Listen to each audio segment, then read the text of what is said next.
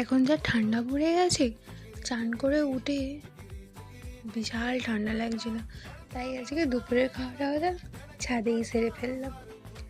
তো আজকের খাবারের মেনুতে আছে ভাত আর নোটে শাক পেঁয়াজ দিয়ে কাঁচা লঙ্কা দিয়ে ভাজা, তার সাথে আলু ডিম কাঁচা লঙ্কা টমেটো দিয়ে তরকারি।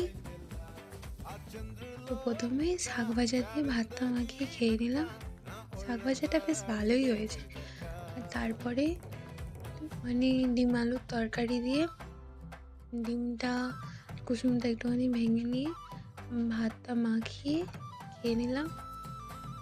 তরকারিটা বেশ দারুণ ছিল, গরম গরম।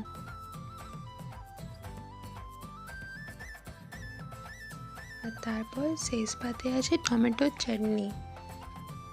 টমেটোর ভাত নিয়ে নিলাম অল্প করে, তার সাথে টমেটোর চাটনিটা দিয়ে ভাত খেয়ে